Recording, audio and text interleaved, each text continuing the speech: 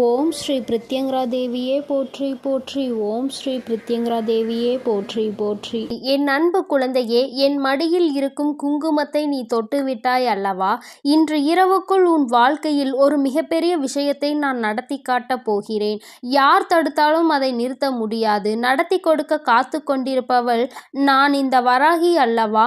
தங்கமே, மனதிற்குள் எந்தவிதமான சஞ்சலங்களும் இல்லாமல் இன்று உன் வாழ்க்கையில் நடக்கவிருக்கின்ற நல்ல விஷயத்தை மட்டும் நீ எதிர்நோக்கி காத்து கொண்டிரு. நான் நடத்தப் போகின்ற மாற்றங்கள் நீ எதிர்பார்த்ததாகவும் இருக்கலாம், நீ எதிர்பார்த்ததை விட அதிகமாகவும் இருக்கலாம். நிச்சயமாக என் குழந்தைக்கு இன்று நல்லது ஒன்றை நான் நடத்தி கொடுத்தே தீருவேன் என்று முடிவெடுத்து வந்திருக்கிறேன். என் தங்கமே, முதலில் நல்லது எது கெட்டது எது என்று நீ புரிந்து கொள்ள வேண்டும். என் தங்கமே, ஒரு விஷயத்தை தெய்வம் உனக்கு கொடுத்தாலும் அதை நல்லது என்று நீ நினைக்க வேண்டும். உன்னிடத்தில் இருந்து ஒரு விஷயத்தை எடுத்தாலும் அது உனக்கு நல்லது என்றே நீ நினைக்க வேண்டும். ஏனென்றால் காலம் உடனே உனக்கு அதை தவறாக சித்தரிக்கும். ஆனால் நாட்கள் செல்ல செல்ல நீ ஒரு நாள் நிச்சயமாக அதனை புரிந்து கொள்வாய். அது எப்படி தெரியுமா? நீ ஒருவரை இன்று பிரிந்திருக்கிறாய் என்று வைத்துக்கொள்வோம். அழுது புரண்டு, என் பிள்ளை, என் வாழ்க்கையை அம்மா நீ கெடுத்து விட்டாயே, நான் ஆசைப்பட்ட வாழ்க்கையை எனக்கு கொடுக்காமல் விட்டுவிட்டாயே என்று அழுது புலம்பி இந்த தாயானவள் என்னை அதிகமாக திட்டக்கூட வாய்ப்பு சில இருக்கிறது. ஆனால் சில வருடங்கள் கழித்து உன்னுடைய வாழ்க்கை வேறு திசையில் சென்று கொண்டிருக்கும். அப்பொழுதுதான் உனக்கு அந்த வாழ்க்கை கிடைக்காமல் போனதற்கான காரணம் என்ன என்பதை நீ உணர்ந்து கொள்வாய். ஏனென்றால் அதிகமான சந்தோஷத்தோடு இருப்பாய். இந்த வாழ்க்கை உன்னை விட்டு சென்று விட்டது என்று நினைத்து வேதனைப்பட்டு கொண்டிருந்தாயே, அந்த வாழ்க்கை அங்கே இன்னொருவரின் வாழ்க்கையை கெடுத்து விட்டு இருந்து கொண்டிருக்கும் போது அதை நினைத்து நாம் தப்பித்து விட்டோம் என்று நினைக்கின்ற நேரத்தில் நிச்சயமாக என் பிள்ளை, கடவுள் எதற்காக நமக்கு அந்த விஷயத்தை அன்று கொடுக்கவில்லை என்பதையும் புரிந்து, தன் வாழ்க்கையில் இருக்கின்ற மிக பெரிய விஷயம், தெய்வம் ஒரு விஷயத்தை கொடுக்கவில்லை என்றாலும் அதற்கு 1000 காரணம் இருக்கும். ஒரு விஷயத்தை கொடுத்தாலும் அதற்கு 1000 காரணங்கள் இருக்கும் என்பதை நீ புரிந்து கொள்வாய். என் தங்கமே, நான் உனக்கு ஒரு குங்குமத்தை கொண்டு வந்து கொடுத்து தொட சொல்கிறேன். ஏனென்றால் அந்த நேரத்திலேயே நீ அதனை புரிந்து கொள்ள வேண்டும் அல்லவா? உன் வாழ்க்கையில் ஒரு நல்ல விஷயம் நடக்கப் போகிறது என்று. என் தங்கமே, அம்மா இன்று இரவுக்குள் நீ என் முன்னால் வேண்டி நிற்கின்ற ஒரு விஷயத்தை முழுமையாக நிறைவேற்றி கொடுக்க போகிறேன். என் குழந்தைக்கு வாழ்க்கையில் எந்த ஒரு விஷயம் இருந்தால் மன நிம்மதியாக இருப்பாயோ, அந்த ஒரு விஷயத்திற்காக நீ இத்தனை நாட்களும் கவலைப்பட்டு கொண்டிருந்தாய். அந்த விஷயத்தை உனக்கு நான் நல்லபடியாக முடித்து கொடுக்கிறேன். சிலர் உன் வாழ்க்கையில் கொடுக்கின்ற ஒவ்வொரு கஷ்டங்களையும் நீ தாங்கிக் கொள்ள முடியாமல் மனவேதனை அடைந்து கொண்டிருக்கிறாய். இதிலிருந்து இன்றுதான் நான் உனக்கு விமோச்சனம் கொடுக்க போகிறேன். என்றுதான் எனக்கு விமோச்சனம் கிடைக்குமோ என்று நீ ஏங்கிக் கொண்டிருந்த இந்த நேரத்தில் உனக்கு அதற்கான விமோச்சனத்தை இந்த நாளிலே உன் தாயானவள் கொடுக்க போகிறேன். உன் வாழ்க்கையில் இருந்த எல்லா பிரச்சனைகளையும் இல்லாமல் செய்து கொடுக்கிறேன். நீ நம்பி இருப்பது இந்த வராகியாகிய என்னை அல்லவா? அப்பொழுது உன் வாழ்க்கையில் நல்லதை நடத்தி கொடுக்க வேண்டியது என்னுடைய கடமை அல்லவா? என் பிள்ளையே, என்னை நம்பி என்னை நாடி வந்து நிற்கும் பொழுது நான் உன்னை ஒரு நாளும் கைவிட்டு விடமாட்டேன். என் தங்கமே, இன்று இரவு நீ உணரப்போகின்ற ஒரு விஷயம், தெய்வம் இருக்கிறது என்பதை தான். தெய்வம் எந்த ஒரு சூழ்நிலையிலும் நமக்கானதை செய்து கொடுப்பார்கள். நம்மை அவர்கள் ஒருபோதும் கைவிட மாட்டார்கள் என்பதை தான். என் தங்கமே, இந்த வாழ்க்கையில் நீ சில நாட்களில் உணர்கின்ற கஷ்டங்களில் இருந்து மீண்டு வரக்கூடிய கட்டாயம் இப்பொழுது உனக்கு வந்துவிட்டது. எத்தனை நாட்கள் தான் இந்த கஷ்டத்திலே இருந்து கொண்டிருப்பது? ஒரு நாளாவது இதிலிருந்து மீண்டு வந்து விடுவ மாட்டோமா என்று நீ ஏங்கிக் கொண்டிருந்தாய் அல்லவா? அதற்கான நேரத்தை நீ எதிர்நோக்கி காத்து கொண்டிருந்தாய் அல்லவா?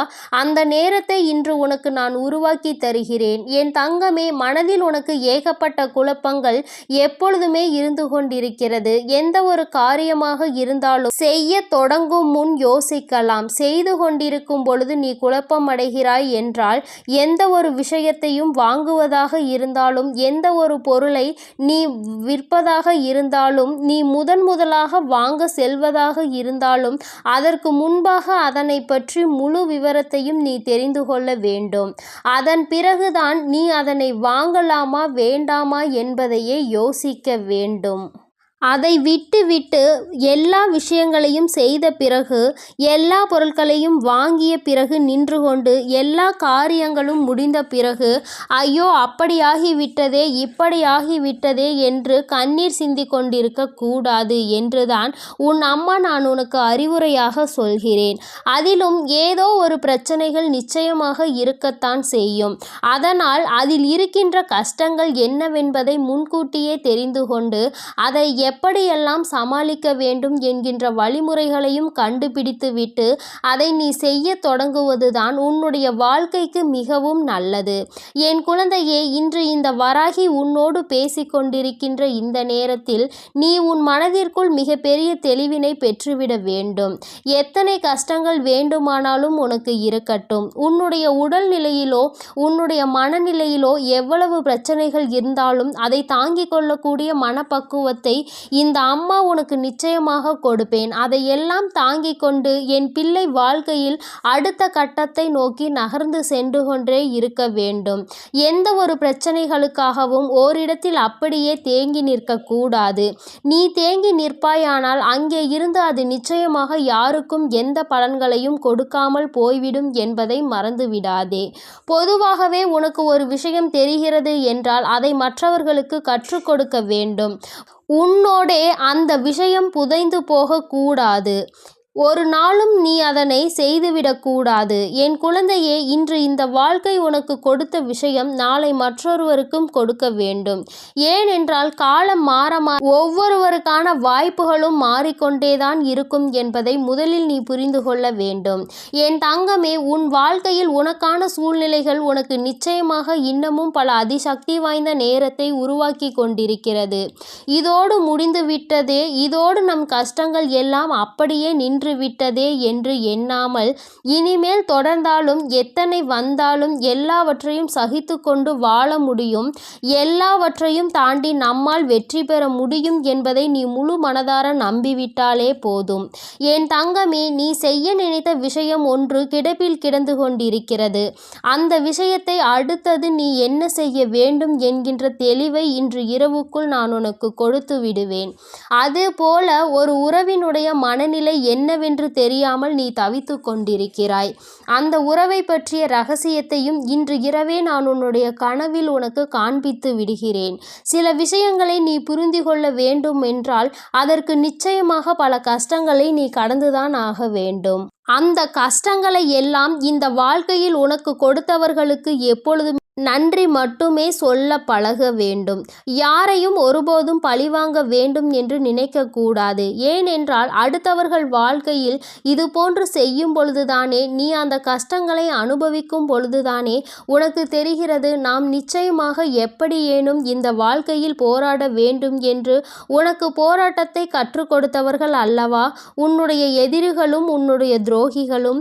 என் தங்கமே, ஒரு விஷயத்தை அடைய வேண்டும் என்று நினைத்து நீ உட்கார்ந்து கொண்டே இருந்தால் எதுவும் நடக்காது. நீ எதையும் செய்ய தொடங்காமல் இருக்கும் பொழுது, இவர்கள் உனக்கு கஷ்டங்களை கொடுக்கும் பொழுதுதான் உனக்குள் வீரியம் வந்து நான் எப்படியேனும் அதை அடைந்தே விட வேண்டும் என்று சொல்லி நீ அந்த இடத்தை விட்டு முன்னேற தொடங்குவாய். அந்த முன்னேற்றத்தையும் நீ இருக்கின்ற இடத்தை விட்டு உன்னை எழுப்பவும் மிகப்பெரிய உதவிகளை செய்யக்கூடியவர்கள் இந்த துரோகிகளும் இந்த எதிரிகளும் என்பதை மறந்து விடாதே. வாழ்க்கை என்பது ஒரு போராட்ட களம். இந்த போராட்டத்தில் எதிரிகளும் துரோகிகளும் நிச்சயமாக நம்மோடு இருந்து கொண்டுதான் இருப்பார்கள். இந்த வாழ்க்கையில் நீ அந்த போராட்டத்தில் வெற்றிகளை பெற முடியும் என்பதனை முதலில் புரிந்து கொண்டாலே போதும். நிச்சயமாக என் பிள்ளை, உன் வாழ்க்கையில் ஏற்படக்கூடிய அதிசக்தி வாய்ந்த மாற்றத்தை இன்று உணரப் போகிறாய்.